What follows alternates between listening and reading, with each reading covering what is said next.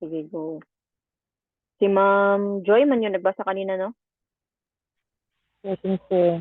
Sige, go. Ikaw. Pabasa ko ulit, ma'am. Okay. Digestive system. The human digestive system consists of the gastrointestinal tract from the oral cavity to the anus, esophagus, stomach, small intestine, large intestine, and the organs that secrete digestive enzymes. The system digests and absorbs food, takes in necessary nutrients, and excretes the waste products of digestion as feces. Hi. So, so ito yung isang part ng body natin, yung digestive system. So, yung esophagus, stomach, small intestine, and large intestine. So, dito sa digestive system, yung first na flow of food and functions of organs is yung from our mouth. Then, kasi dyan nagsisimula yung pag-digest ng food natin. So, pagpasok ng food sa mouth natin, chinechew natin. Then after that, sa tulong ng tongue, pinupush niya yung food papunta sa esophagus. Then yung esophagus, siya yung um, dumadaan yung food sa esophagus, tapos pupunta na naman siya sa stomach. Then yung stomach siya yung nagsa-start ng peristalsis. So yung peristalsis, yun yung parang ginagrind niya yung food para mas lumiit siya ba, parang anong tawag doon? Parang ground pork. So parang ganun. Then after sa stomach, pupunta na naman siya sa small intestine. Then sa small intestine, doon kinukuha yung mga nutrients. So inaabsorb ng small intestine yung mga nutrients. Then after that, pupunta na naman yung bolus. Hindi na siya food tatawagin kasi ano na siya, nagiging digested. Nagiging maliit na siya. So bolus yung tawag niya.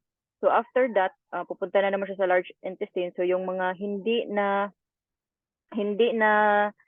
kuha na nutrients ng small intestine, so inaabsorb ng large intestine pati na yung liquid or yung mga tubig. Then after sa large intestine, pupunta na naman siya sa rectum.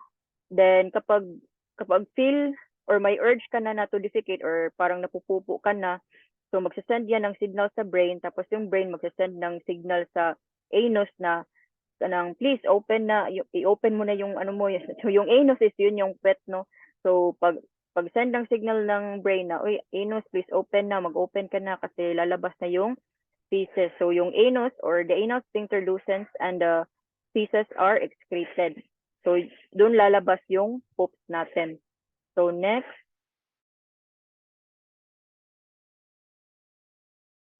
si Ma'am Jeremy yun kanina, no, sa urinary system, si Ma'am Jeremy.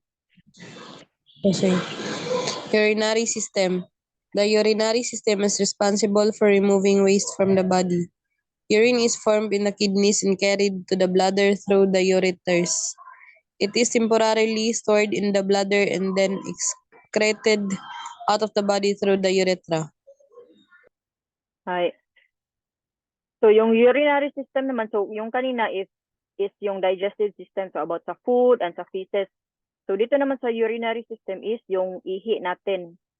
So from like for example, 'di ba, iinom tayo ng tubig ganyan. So ang dadaan sa sa kidneys natin is yung 'di ba 'di ba yung kahapon sinabi ko kahapon na merong blood na dumadaan sa kidneys, sa livers, ganyan. So yun, pumupunta din yung blood dito sa kidneys, kinukuha din niya yung mga ibang waste na galing sa blood natin alam niyo ba yung sa mag-dialysis, 'di ba? So dito yun sa kidney, parang kinukuha niya, nililinis kasi din niya yung dugo, kinukuha niya din yung ibang mga toxins. So ito yung gamit ng kidney. Then after that, yung mga nalinis or yung mga waste na nakuha ng kidneys galing sa blood natin, so lalabas din siya papunta sa ureter. So dadaan siya dito sa ureter. So yung ureter is para siyang maliit lang na cord. So dadaan dyan. So if ever na meron kayong stones, like for example yung parang kidney stones, so kahit na parang asin lang siya na asin lang yung size niya na kaliit. So, ano pa rin siya, masakit pa rin siyang ilabas, 'di ba? Yung iba is dumudugo pa. So, may pag-ihi nila may dugo kasi nababara siya dito sa ureter tapos ang ano pa yung ureter ano yung tawag doon? Ano yung daanan niya ba? So, masikip yung daanan. So, nasa-stress yung ureters natin. Then, pag okay naman yung ureters mo, wala naman siyang nakabara doon na mga stones, didiretso siya sa bladder natin. So, mamaya may video din kung ano yung flow dito. So, yung sa bladder naman, pwede siya makahold ng ihi or tubig ng ilang ml. So, I think 500 ml yata yun. Bago siya mag-send ng signal sa brain natin na, uy, naiihi na ako. So, pag na-send na yung signal, pag na-send na yung parang signal doon sa brain na, uy, naiihi na ako, so magsisend ulit ang brain ng signal sa urethra na, uy, urethra, please open na kasi lalabas na yung ihi. So yun, yun sa flow ng ating urinary system. The next, the endocrine system naman is a system of glands that secrete hormones that regulate various functions of the body. So marami ding uses yung endocrine system. So example sa pituitary gland dito sa brain natin, pineal body para thyroid gland or thyroid dito sa mga babae, yung 'di ba meron tayong greater din, then thymus, adrenal gland, pancreas, ovary, testis. So endocrine system din yung nag-ano sa hormones natin, sila yung nagko-control sa mga hormones. Like for example sa mga babae, 'di ba, ano tayo, meron tayong menopause or then meron din tayong menstruation. So yung endocrine system yung sila yung ang tawag doon. Sila yung responsible sa ano natin menstruation. Then sa mga lalaki naman, meron din silang yung andropause ba tawag doon, nakalimutan ko. So meron din silang parang same sa atin mga babae na menopause. Then sa immune system refers to the direction to resist and protect the body against invading germs, viruses, and other pathogens that exist in the external environment. So lifestyle and state of mind will either enhance or lower immunity. So ang ating immune system, siya yung parang nagpo-protect sa body natin. For example, if merong mga virus sa surrounding natin, siya yung parang defense natin ba para hindi tayo mahawa sa mga sakit. So para ma-enhance ang ating immunity or immune system, dapat mag-exercise tayo kahit walking lang kasi walking is the best form of exercise. Hindi naman kailangan na mag-ano talaga kayo, pumunta kayo ng gym or ganyan. Okay lang kahit mag-walking kayo ng ilang miles, grabe naman miles, ilang kilometers siguro.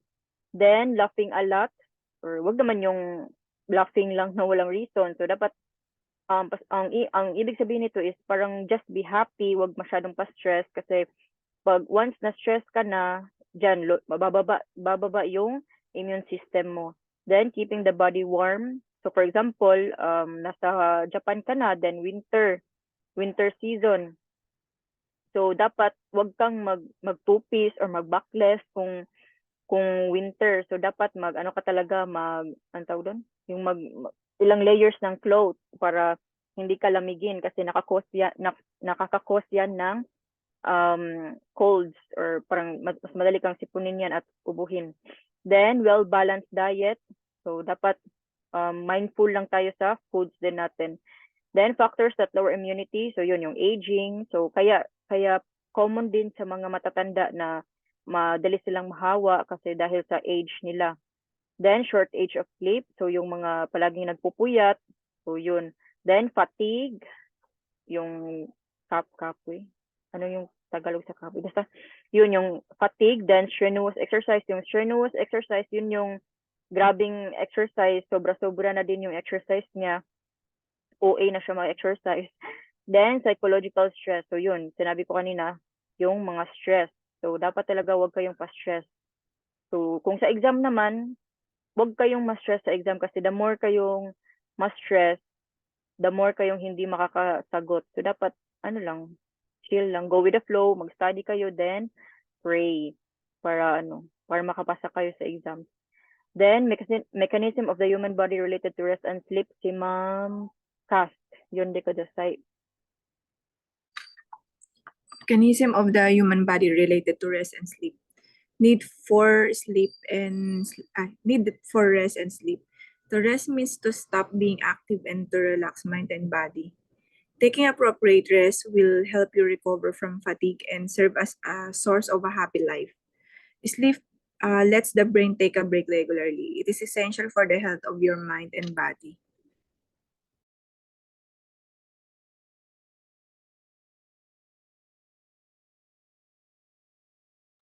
Ay, wait lang ha.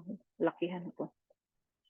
So, importante talaga na meron tayong enough rest or sleep para yung mind natin is para siyang ma-refresh din ba.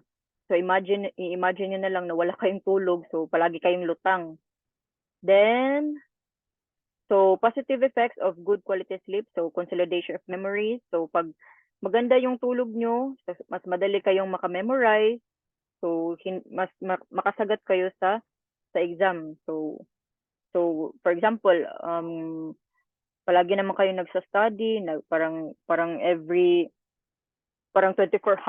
hours na kayo mag-study. So on the day sa exam, hindi na kayo makakasagot niyan kasi wala kayong enough sleep. So madali kayong mag-memory loss. Then increased immunity. So yung sinabi ko kanina din na kailangan meron kayong enough sleep para hindi kayo madaling magkasakit. Then nakaka-remove din siya ng fatigue or yung tiredness galing sa body and mind natin. So, di ba, pag galing tayo sa work, tapos kung matulog lang tayo, then pagising natin, parang nawala na yung fatigue. Then, relief of stress. So, yun. Nawawala din yung stress natin pag maganda yung tulog natin. So, mechanism of sleep, everybody has an internal body clock that operates on a cycle of 24 hours, keeping a rhythm. The internal body clock is reset by the morning sunlight and starts keeping a regular rhythm. So, yung ano natin, yung internal body clock, yun yung example for example, every day nagigising kayo ng 6 a.m. So kahit na hindi na kayo mag alarm clock, so yung body nyo alam na niya na gigising kayo ng 6 a.m. So yun yung internal body clock. Then cycle of sleep, Ma'am Joy, yun di ko say. Cycle of sleep. A night's sleep consists of the repetition of non-REM sleep, deep sleep, and REM sleep, shallow. During the non-REM sleep, the brain is in a state of resting. During REM sleep, the brain is close to the state of being awake. It is said that we have dreams during REM sleep. So, meron tayong two types or cycle of sleep. Yun yung non-REM sleep or REM sleep. So, yung meaning ng REM or REM is rapid eye movement. So, yung non-REM sleep, ito yung deep sleep. So, meaning wala kayong dream, wala kayong panaginip. So, napapansin nyo ba minsan na parang, uy, wala akong panaginip ngayon na ganyan. So, meaning niyan, nakatulog kayo ng maayos or yung brain nyo is nakatulog din yung brain nyo or nakapahinga din yung brain nyo. Pero yung REM sleep, or REM, rapid eye movement, yung brain nyo is hindi siya nakatulog kasi meron pa kayong panaginip, nag-work pa rin yung brain natin. So, may times din tayo no na pagising natin sa umaga, feeling natin pagod pa rin tayo kasi marami tayong panaginip. So, meaning niyan, hindi naka-rest yung brain natin. So, importante talaga na meron tayong enough or meron tayong enough na sleep. And maganda din yung sleep din natin. So, next. So, characteristics of sleep in elderly people. So, sleeping hours become shorter. The length of non-REM sleep or deep sleep becomes shorter. So, mostly sa mga matatanda is putol-putol yung tulog nila, di ba? So, always sila nagigising ng madaling araw, ganyan. So, kasi most of them, yung iba is naiihi, ganyan, or na-affect kaagad sila if merong mga maiingay sa labas, ganyan. So, yan yung problema ng mga matatanda. Next. So, dito na tayo sa understanding of people in need of nursing care. So understanding of the physical and mental changes associated with aging. So what is aging? Physical and mental functions decline as we age. This is called aging. Aging occurs to everybody. So aging meaning yung tumatanda tayo. So hindi naman pwede na bata na lang tayo always, 'di ba? So ito yung process or anong tawag doon? Hindi naman process. So ito yung stages natin. So from bata, childhood, school age, adolescence, maturity, then old age. So characteristics of aging, individual differences exist. Elderly people are more vulnerable to disease. So always remember ito kasi baka lumabas din yan. So yung mga elderly people or matatanda is vulnerable or madali silang magkasakit. So the influence of lifestyle can be seen. So itong ibig sabihin nito is kung yung lifestyle mo nung bata ka pa is palagi kang nagpupuyat, workaholic ka, wala kang rest, ganyan, tapos hindi pa healthy yung lifestyle mo, yung kinakain mo hindi healthy. So pagtanda mo, lalabas na talaga yung mga sakit. So yung iba meron ng tinitake na mga maintenance, ganyan. Pero pag nung bata ka ba, healthy ka, nag-exercise ka, hindi ka masyadong kumakain ng mga bawal na foods, hindi ka umiinom or nagsisigarilyo. So pagtanda mo, wala kang maintenance and wala ka ding mga sakit. So, yung iba, aabot pa talaga sila ng 100 plus, ganyan, same sa Japan. Kasi, discipline kasi sila sa, sa katawan. Then, mostly din sa kanila, di ba, hindi kagaya natin sa Philippines, meron tayong sa mga iskinita, merong mga tricycle or mga e-bike, ganyan.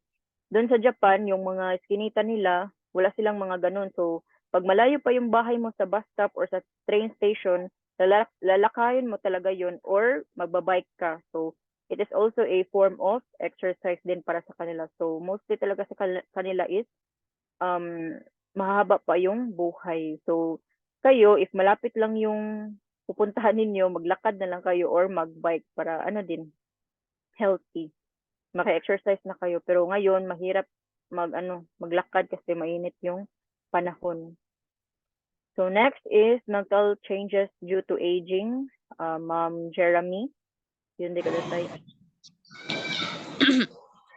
Mental changes due to aging. Mental changes are affected by the history, time, background, and living environment of elderly people, which causes individual differences. Therefore, it is necessary to understand that each person is different when you provide nursing care. May continue. Mental changes, anxiety and frustration. Anxiety and frustration are caused by, among others, the fact that they are no longer able to do what they could do before. Sense of loss and sense of helplessness. These are caused by, among others, the separation by death of husband, wife, relative, or friend and the change in role. The mental change makes elderly people more vulnerable to depression. Ay, so yung mga matatanda, mas prone talaga sila sa depression. So mental changes due to aging. So mental changes are affected by history. So meron ding, for example, yung family nila, meron na silang background ng schizophrenia or bipolar or depression. So yun, may possibility talaga na yung person na yun is meron ding ganun. Then, yung living environment din niya, so baka yung paligid niya is very chaotic or toxic. So may possibility din na ma-change yung mental health niya. So sa mental changes, anxiety and frustration, so sa mga matatanda, for example, at the age of 60, nagre-retire na sila sa work. So parang hindi na nila nagagawa yung need nilang gawin or hindi na nila nagagawa yung nakakasanayan nila. So doon lalabas yung anxiety nila and frustration. So feeling nila helpless na sila, wala na silang use, wala na sila, parang feel nila inutil na sila sa family nila. Yun yung nararamdaman ng mga matatanda. Kaya sa Japan, mostly sa kanila kahit umabot sila ng 60, nag-work pa rin sila kahit part-time lang para hindi sila aside from need nila ng money, para din yan sa mental health nila kasi ayaw nilang andun na sila sa bahay na parang nadidepress sila. Then, sense of loss and sense of helplessness. So, yun, yung iba is if pag namatayan sila ng husband or wife or relative or friend, parang naano sila, nadidepress kaagad sila. Parang feel nila, oy, baka ako na next, char. So, naano sila, parang nag-anxiety na sila ba? Na, uy, baka ako na sunod nito or ganyan. Hindi natin, hindi talaga natin mabasa yung mind ng patients natin, pero i-ano na lang natin sila, parang anong tawag, i-emphasize na lang natin pag meron tayong mga patients na ganito yung mga iniisip nila. So, wag nang sabihin na, uy, wag kang mag-isip ng ganyan. Dapat i-ano mo sila, parang ano niyo sila sa reality ba? Anong tawag doon? Parang i-face nila dapat i-face nila yung reality ba? Sabihin niyo na, oh, pupunta naman tayo lahat diyan, mamamatay din naman tayo, pero at the right time. Sure. Depende ni God kung kailan tayo kukunin, ganyan. So, while waiting na, well, hindi naman while waiting, no? So, pag pwede din sabihin ninyo na, so ngayon, wag mo munang isipin yan, as much as possible, i-enjoy mo man na yung life mo dito sa facility, ganyan. Pero inihunggod din yun yan ha, kung yung patient nyo is ni Hunjin. Pero pag andito pa sa Philippines, tapos meron kayong patient or nagkakaigo kayo dito sa Philippines, then meron kayong patient na ganyan yung iniisip. So yun, ikausapin nyo lang siya ng gano'n na way. Huwag nyo siyang anong tawag doon? Huwag nyo i-rebut yung mga thinking niya. Huwag nyo sabihin na hindi totoo yan or hindi mangyayari yan kasi mangyayari naman talaga yan. Okay, next, physical changes due to aging. Si Ma'am Cass na, no? Si Ma'am Cass, hindi ko na sa... Physical changes due to aging. Changes occur in the appearance and internal parts of the body due to aging. Hearing ability decreases, especially the ability to hear higher frequency sounds. Our respiratory function decreases, which increases the vulnerability to infectious disease. Renal function decreases and the frequency of urination changes. Muscle strength reduces, which increases the vulnerability to falling. Eyesight becomes poorer and field of view narrower. Ability to taste reduces, the ability to chew, mastication, and swallowing, deglutition is reduced. Vascular walls become thicker and blood pressure goes up. Intestinal peristalsis decreases, which increases the vulnerability to constipation. Okay. So ito yung mga physical changes na nangyayari kapag tumatanda na tayo, no? So sa hearing or sa pandinig natin, so yung mga higher frequency sounds or presbycusis, hindi na nila naririnig yan. So 'di ba mali yung ibang tao or mali yung for example sa kasamahan ko before, mali yung way nila na kausapin yung matanda namin na Ryosha kasi sinisigawan nila ba. So mas lalong hindi nila maririnig yun kasi lalo na if yung patient mo is merong presbycusis, so hindi nila maririnig yung mga higher frequency sounds. So yung dapat mong gawin diyan is like sa ginawa ko, nilapit ko lang yung bibig ko sa tenga ng patient tapos doon ko siya kinausap tapos hindi siya masyadong fast yung pagsalita mo. So dapat clear and slow lang yung pagsalita mo sa patient mo. So for example, konnichiwa, parang ganyan. Pero malapit sa tenga para marinig niya. So ayun, naman niya ako, narinig naman niya ako tapos mas okay pa kasi hindi ko siya sinisigawan. The next, sa respiratory function, yung sa lungs naman. So ito yung lungs natin. So prone yung mga patients natin or yung mga matatanda ng mga infectious disease like for example pneumonia, ganyan, or COPD, ganyan. Then renal function, yung sa pag-ihi naman nila.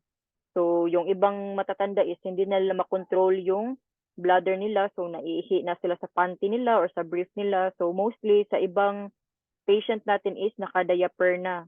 Then muscle strength reduces. So sa legs naman nila or sa arms nila, yung mga muscles nila is nagiging parang nagiging UI or weak na yung ano nila ba, yung mga muscles nila. Kaya mostly sa kanila is natutumba or nakuhulog, ganyan. Then eyesight, yung sa paningin naman nila, nagiging malabo na yung paningin nila. Then yung iba, meron pang katarak, ganyan. Then yung sa pag-taste naman nila ng mga foods, hindi na nila masyadong malasahan yung food. So meron kaming patient din doon na meron siyang meron siyang own shoyu, yung toyo ba. So during mealtime, kinukuha niya yung toyo niya tapos nilagay niya sa lahat ng food niya. So kahit ano pa yun, kahit salad pa yun, nilalagyan niya ng toyo. So ewan ko sa kanila bakit hinayaan lang nila, pero hindi din maganda na more on toyo kasi ano yung para salty kasi yung salty kasi yung shoyu. So dapat minimum ano lang siya, parang konti lang talaga yung dapat mong ilagay. Then the ability to chew or yung pag-chew ng patient, lalo na yung mga wala ng ngipin or nag-eereba na or yung ereba is yung dentures. So hindi na din sila maka-chew ng mabuti. Then yung sa swallowing naman, yung sa paglunok nila, so may problema na din sila sa paglunok. So yung iba, hindi na sila pwedeng kumain ng mga hard foods, like for example, yung steak, mga ganyan, yung mahirap nguyain at saka mahirap lunukin ng mga food. So yung iba, soft diet lang sila or yung iba din liquid diet kasi baka mabilaukan sila and yun pa yung cause na baka mamatay yung patient. Then vascular walls becomes thicker and blood pressure goes up. So yung vascular walls, yun yung sa ano natin, sa walls yung kahapon yung sa arteries and veins natin. Then intestinal peristalsis, yung sa tiyan, yung kanina 'di ba nakita nyo sa intestines natin, yung large and small intestine. So nag-uugukimas kasi always yung intestine natin or nag-move, parang mixer ba. So, pag matanda na tayo, hindi na siya masyadong nagmo-move, parang nagwi-weak na siya. Kaya prone to constipation ang mga matatanda. So palagi parang almost everyday talaga before sa facility namin, meron kaming kinakancho. Kancho yung term ng ano namin. Kancho yung term ng enema. So yung enema, so yun yung may liquid or solution na nilalagay sa puwet ng patient. Tapos mga ilang seconds or ilang minutes, lalabas na yung poops ng patient natin. So yun yung paraan para hindi na mag-constipate yung patient. So an elderly person suffers from a number of diseases that are chronic and tend to take longer to heal with a high possibility of complications. So wait, i-show ko muna yung video para ang dami na kasing, wait lang, i-check ko muna yung time. Baka ma-off. Ilang